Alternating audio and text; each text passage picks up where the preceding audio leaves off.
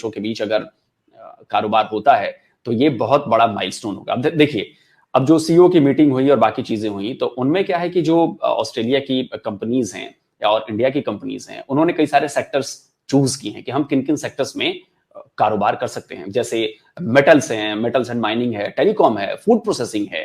Food processing में India काफी आगे बढ़ रहा है। मेडिकल डिवाइसेस है, बैंकिंग सिस्टम है, एविएशन है, एजुकेशन है, आईटी है, ऑटो है और इंस्टीट्यूशनल इन्वेस्टर्स हैं। अब देखिए, ये इतना बड़ा दायरा है कि इसमें बहुत सारी चीजें हैं और बहुत ज्यादा संभावनाएं हैं। इसमें दोनों देशों का फायदा होने वाला है, क्योंकि जाहिर सी बात है, जब बिजनेस बढ़ेगा तो इन्वेस्टमेंट आएगी तो लोगों की आमदनी बढ़ेगी, रोजगार मिलेगा दोनों देशों में, सिर्फ एक के लिए नहीं है। अब देखिए, पिछले साल जो पिछला फिस्कल ईयर हमारा बीता है, उसमें इंडिया ऑस्ट्रेलिया का 9th लार्जेस्ट ट्रेडिंग पार्टनर रहा है। और इसमें हमने क्या क्या एक्सपोर्ट किया है ऑस्ट्रेलिया को, तो जी पेट्रोलियम प्रोडक्ट्स हमने एक्सपोर्ट किए हैं, हमने टेक्सटाइल्स एक्सपोर्ट किया है, हमने इंजीनियरिंग गुड्स एक्सपोर्ट किए हैं, leather, pearls, mechanical appliances, iron, steel, James, jewellery, ये हमने एक्सपोर्ट किया है ऑस्ट्रेलिया को। और वहां से इंपोर्ट क्या क्या किया है? हमने किया है एडिबल्स, जो जैसे मान लो कुछ खाने पीने की चीजें हैं, डाइंग एक्सट्रैक्ट्स किए हैं जो जिनका इस्तेमाल कई चीजों में होता है, केमिकल्स किए हैं, वुल किया है, मिनरल्स किया है और प्रीशियस स्टोन्स किए हैं। वहां पर काफी मिनरल्स के मामले में ऑस्ट्रेलिया काफी रिच है, तो हमें वहां से बहुत सारी चीजों की जरूरत है और उन्हें भी हमारे यहाँ के बहुत सारे प्रोडक्ट्स की जरूरत है। तो जाहिर सी बात है कि अगर कोई ये समझता है कि इसके असर नेगेटिव पड़ेंगे, जाहिर है पाकिस्तान हर चीज को अगर मसला कश्मीर की ऐनक से देखेगा तो वो देख देख के पहले ही जो है वो अपनी आंखों को अंधा कर चुका है। वो पुरानी कहानी आपने पढ़ी हुई थी ना कि बुढ़िया जो है दरख्त के नीचे बैठ के रोती रहती थी, तो रो रो के उसके सारे आंसू ज़ाया होके उसकी नज़र चली गई थी। तो वो आप इतना रोएं कि आपको अपना मकसद ही सामने नजर ना आए, कि आपको भूल ही गया कि कश्मीर का नक्शा कहाँ है या इसकी जनाब शक्लो सूरत क्या है, लेकिन इस पे फड्डा हमने आखिर तक जारी रखना है। तो वो जो जुल्फकार अली भुट्टो साहब वाली बात हो गई कि हम 1000 साल तक लड़ेंगे, घास खा लेंगे, फलां कर लेंगे, तो लेकिन दुनिया में अपनी लीडरशिप कायम करेंगे, वो एकड़ी तो खत्म हो गई। आप ना अब घास खा सकते हैं, सिर्फ आप घास खरीदने के लिए 6 महीने से IMF के सामने पूरी काम को आपने हाथ बांधा के खड़ा किया हुआ है। ये आप मुझे जरा बताएं कि आपके ये जो लीडर हैं, ख्वाह वो नवाज शरीफ है, इमरान खान है, इनके पास कितने बिलियंस डॉलर्स हैं? और क्या ये इस गैरत का मुजाहरा नहीं कर सकते कि 1 बिलियन मैं दे देता हूँ भाई, हटो, ये तमाशा हटाओ।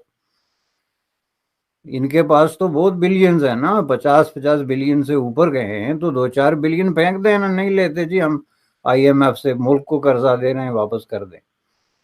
तो जिस कौम का ये हालत हो जाए कि वो अपनी इज्जत और बेइज्जती जो है उसको भी फील ना कर सके कि हमने ये तमाशा क्या लगाया हुआ है, और जब बात इंडिया की आए तो एकदम जो है तीरो तफंग लेके, तलवार लेके, तो घोड़े पे चढ़ने की ख्वाहिश भी साथ में उभर जाए, तो ये फिर एक प्रॉब्लम है। तो इसलिए मैं कहता हूं कि पाकिस्तान की इज्जत इसी में है कि वो इसको सपोर्ट करे, और वैसे इस तरह के माजी में पाकिस्तान ने 1-2 दफा किया भी।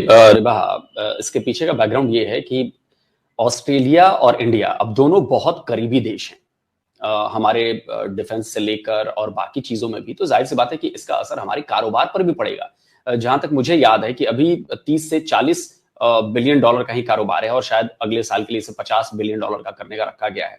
लेकिन जो इंपॉर्टेंट क्या है कि हम लोग बहुत सारी चीजें हैं जो एक दूसरे से खरीद और बेच सकते हैं, और ये ऑस्ट्रेलिया भी बात जानता है और इंडिया भी बात जानता है। अब देखिए, अभी शायद पिछले दिसंबर में हमने ऑस्ट्रेलिया के साथ जो एक economic cooperation and trade agreement, जिसे ECTA एकटा कहा जाता है, वो किया था। तो उसके तहत हमारी कोशिश है कि धीरे धीरे दोनों देशों के बीच के ट्रेड को बढ़ाया जाए, और बहुत ज्यादा संभावनाएं हैं। मतलब हम लोगों के पास ऐसे प्रोडक्ट्स हैं, ऐसी चीजें हैं जिनमें हम एक दूसरे को बहुत ज्यादा बिजनेस कर सकते हैं। और इसके लिए एक तो ये हो गया। अब जो अगली डील की जानी है, वो डील की जानी है कि comprehensive economic cooperation agreement, CECA कहते हैं उसे, ये डील की जानी है, और ये फ्री ट्रेड डील की तरफ बढ़ता हुआ कदम है। तो इसका टारगेट रखा गया है कि जी आने वाले 3 से 4 साल में हम $100 बिलियन का कारोबार एक दूसरे के साथ करेंगे। अच्छा देखिए, हम जानते हैं कि ऑस्ट्रेलिया कंट्री बड़ी है लेकिन उनका मार्केट छोटा है, लेकिन उनके पास कई सारे मिनरल्स हैं, कई सारी टेक्नोलॉजी है जिसकी जरूरत इंडिया को है। ऑस्ट्रेलिया भी जानता है कि कई चीजें इंडिया के पास है, जैसे पेट्रोलियम प्रोडक्ट्स हैं और भी बहुत सारी चीजें हैं जिनकी जरूरत जो है वो ऑस्ट्रेलिया को बहुत ज्यादा है।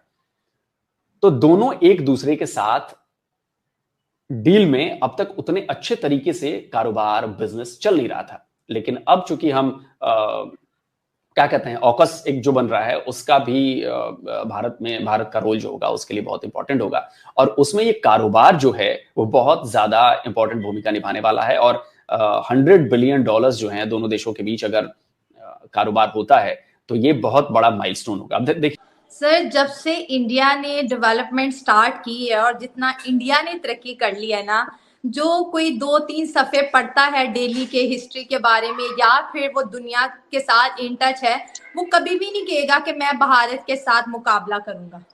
वो कहते हैं हम उनको फेस ही नहीं कर सकते। अब जैसे एक दौड़ थी, भारत ने हमारे साथ 4 जंगें भी लड़ी हैं, ठीक है। अब वो उस बहस में हम नहीं पढ़ते शुरुआत कहाँ से हुई और इसकी वजह क्या थी, लेकिन आज जो भारत की जो पोजीशन है पूरी दुनिया इंडो पैसिफिक पे बात कर रही है और वाहिद बदनसीबी हमारी है कि हम मुंह मोड़ के बैठे हुए हैं। और जो शराइत हम रखते हैं, जो हमारे पॉलिटिशियन है वो भी बड़े सियाने हैं, उनको पता है कि ये वो शराइत है जो भारत कभी नहीं मानेगा। आर्टिकल 370 दोबारा कभी भी नहीं लग सकता। हमारे पूरे एक प्राइम मिनिस्टर क्या दूसरे भी तीसरे भी बार बार ये कहते रहे